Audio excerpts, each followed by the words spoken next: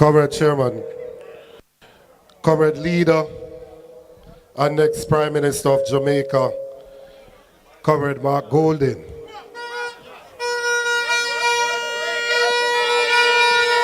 Comrade Joan Gordon Webley, you have the awesome responsibility of doing Jamaica a favor in getting rid of one who makes no contribution that is worthwhile in the parliament.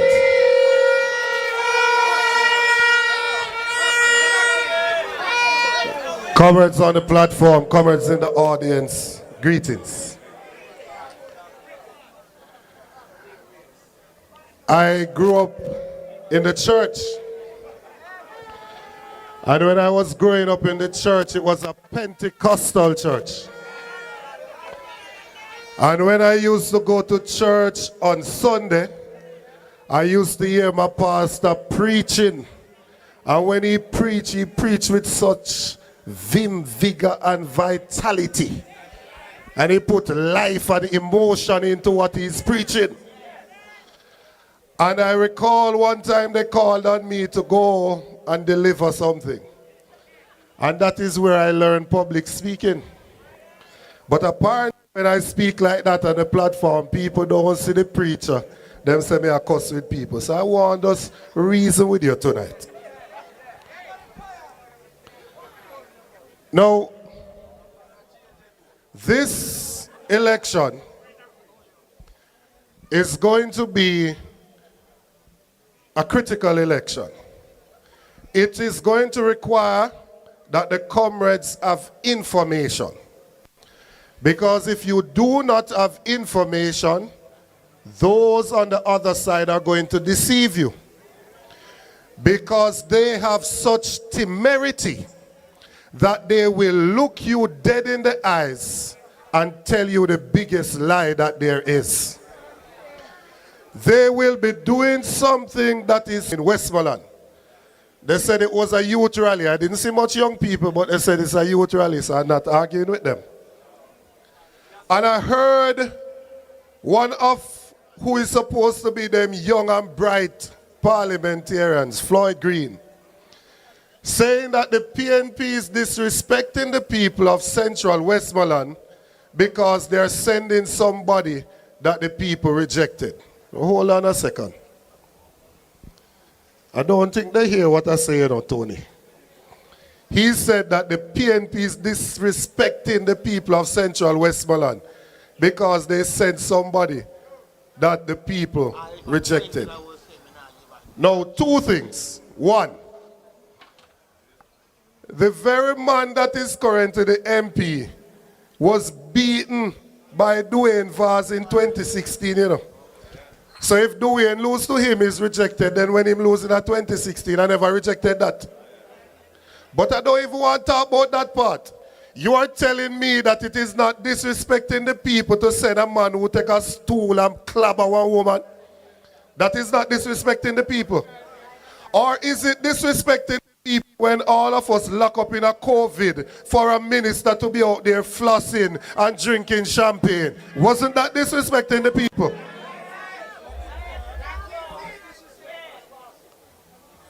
But I tell you, they will be doing the very opposite and look you dead in the face and tell you a lie. Fitz is here. What they are attempting to do in Portmore, they are trying to overturn the results of the elections. And they are trying to cut a safe constituency for one of their members. Why do we say so? In St. Catherine, you have 41 divisions. The People's National Party won 22 of them. In Portmore, you have 12, and we win 9 out of that 12. So if you take out Portmore out of the 41, 41 minus 12 is how much, students? 29. So in order for you to have a mayor of St. Catherine, you will need to win 15 of the 29 constituencies. When you take the 9 that we have in Portmore from the 22 that we have in all of St. Catherine, Portmore currently included, you're going to get how many? 13. So they would automatically get the mayor of St. Catherine if they were to go through with that. They would overturn the will of the people. But that's not the only thing. Portmore is the only municipality that is in Jamaica currently. They have a direct election of a mayor. If you change Portmore from a municipality to a parish, it will no longer have a directly elected mayor.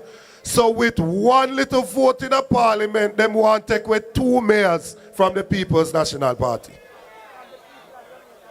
And from the people of Jamaica. If it is that they don't believe in municipalities, why the Prime Minister go down to Westmoreland and say I'm going to turn Negril into a municipality? Why? Because they will deceive you.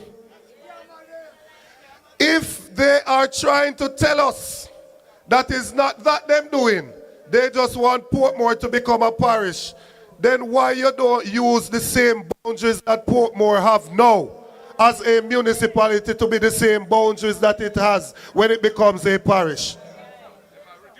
You are trying to cut down Portmore as it is now, to make it smaller, to take off as Warmington said, the PNP them from over that side, over Lakesmen, and push them over Denise Daly, so that you have 900 less PNP votes in East Central St. Catherine, so that Terrelong can win. That's what they're trying to do. And the numbers will support my argument. In 2011, the PNP won that constituency. In 2016, the JLP won it by 494 votes.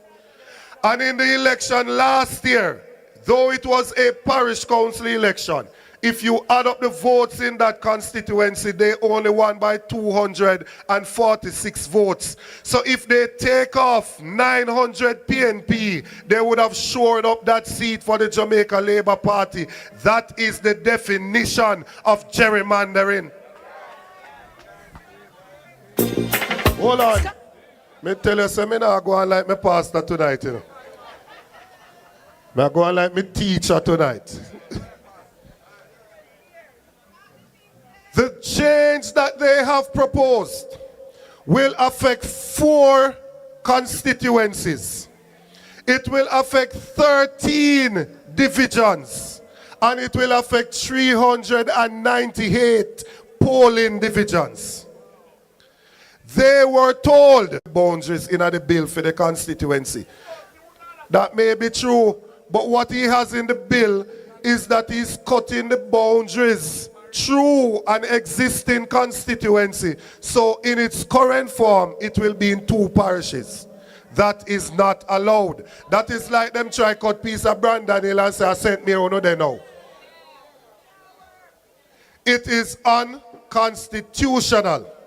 The only way to fix it would be to change the boundaries of the constituency. And they know, I am sure, are going to want the ECJ to rush to make those changes. Well, you know, one of the persons who want to send go ECJ is me. Me no go ECJ and look about any other business other than the business of the People's National Party.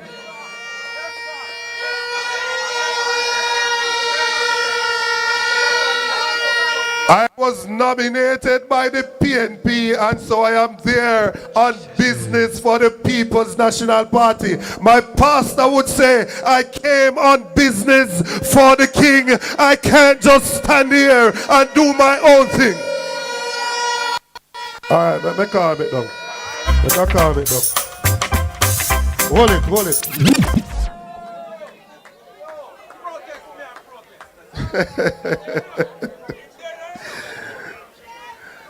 No, there will be no rush to come to the ECJ to correct this unconstitutional bill that they are passing in the parliament. If you pass an unconstitutional bill, we will go to the court for them to rule it unconstitutional and strike it down.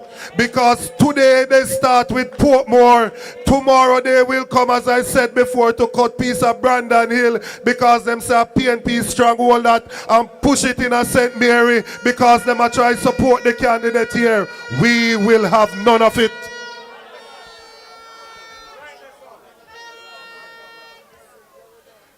We want to have a government that has the interests of the people at heart. In Jamaica, agriculture is the main employer of labor. Over 260,000 persons are registered with RADA as farmers. One of our main export crop is coffee. This era know about coffee. Did you know that Jamaica imported in 2023 over 4.7 million US dollar worth of coffee coming out of Jamaica?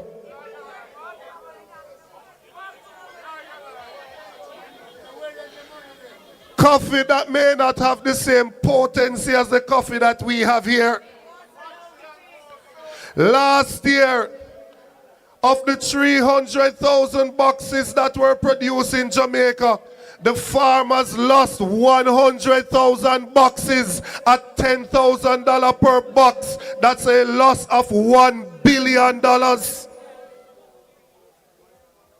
I hear them a run around and them jump and say them are the first for this, them are the first for that. They are the first to mismanage Jamaica in this way. Never before have we had an administration in place that has mismanaged the business of the people of Jamaica in this way. The coffee farmers are crying out. They're saying that the input cost is too expensive. The cost for chemicals and spray, the cost for fertilizer, they can't find labor. And even when they do all of that, they do not have proper infrastructure. They don't have good roads to take them to their farms. Your cause have not gone on deaf ears. The People's National Party has heard the cries of the farmers of West Rural St. Andrew, and we are saying to you tonight, hold on, help is on its way.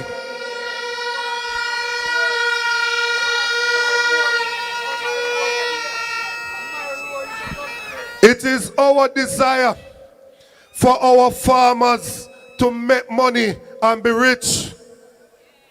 From the current $10,000 per box, the farmer is only getting about $1,800 out of that as profit. Now you look at that. An acre will plant, will reap, yield about 30 boxes if you perform well. You know, that's no one. But if it perform well, it give you about 30 boxes. If you are getting, let me round it off, $2,000 per box, you would only be getting $60,000.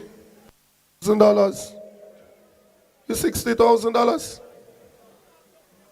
Of course it's $60,000. You would only be getting $60,000 for an acre. 80%, 8 out of 10 of the small farmers, of the farmers are small farmers, they have less than 5 acres. You cannot survive on that, my brother. And that is the reason why people can't allow to send them to go to school properly. It is the reason why people have to be choosing between medication and food, because they are just not making ends meet. The Ministry of Agriculture needs an overhaul. It needs to be redone. It needs a minister who has the interests of the people at heart, who will go there to ensure that we can assist the farmers in meaningful way, so they can increase their production and their productivity, so that they can find better market, so they can get proper sale for their coffee, so that they can return to making money, they can get access to good land. We know that 80% of the activity in rural Jamaica is linked to farming. If other people are plant and then sell or raise animal and sell, them are run a local cook shop, which is the same things that come from the farmer, deal with it. The same things are going at the school. 80% of the economic activity is linked directly to agriculture. It is for that reason that the PNP is proposing an agriculture development fund. I hear them talk about proposed tax and them proposed tax. I am proposing an agriculture development fund. The reason why we need an agriculture development fund is because we want to be able to assist our farmers with irrigation. Only 12% of the lands currently have irrigation. We want to assist our farmers with land preparation. The days of pickaxe and mashi and hoe and them thing that got bush, them days they're done. We want you to have mechanization of your farm. We want to ensure that we can deal with proper storage. In Jamaica currently, 30% of what people reap, they still lose it because they don't have proper storage. The next PNP administration is going to do an audit of the storage place in Jamaica and build out new storage spaces in the medium to long term. But in the short term, we are going to put retrofitted 40-foot solarized containers into the production areas so that the farmers have somewhere to store their produce.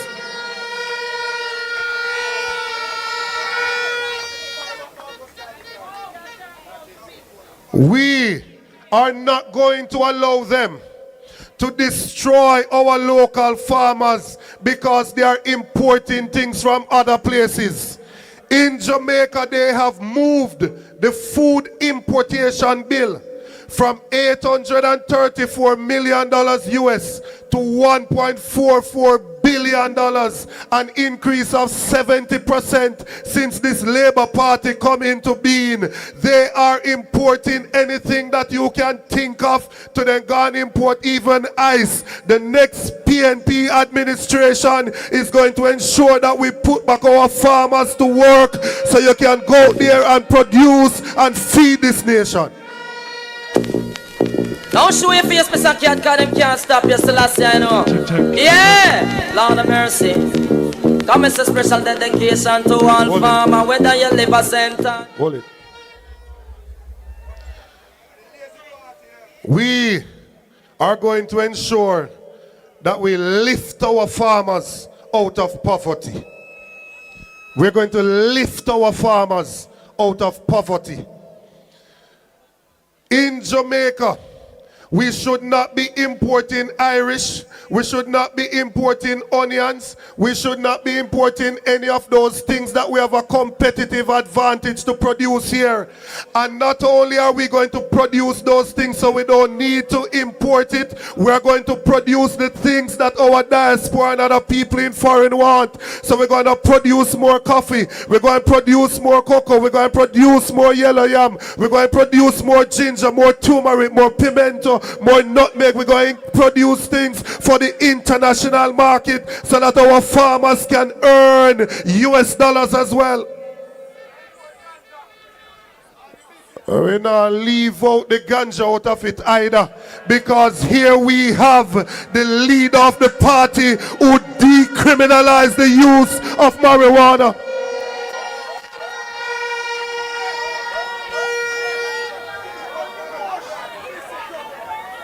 Comrades, I tell you about my pastor, you know. And when I was going to church, which I soon go back because my calling is to preach the gospel, you know. This troubled world is not my final home.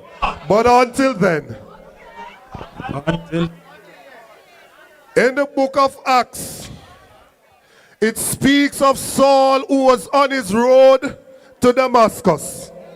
He was on his road to persecute Christians. And he had an experience whilst on the, and they will change to support the People's National Party. I want you embrace them and welcome them on board. Nobody use what them did do when them did over there so if it judge them. Embrace them now on board. Embrace them with love and let us work together to uplift this land of ours. We want to win this constituency. Me tired of that woman disrespecting the leader of the party. I am tired of that woman passing our place. So come hell or high water, we are coming in West Rural. This fight is not up to John alone. This is an all PNP fight in this constituency to ensure that this seat goes to the column of the People's National Party.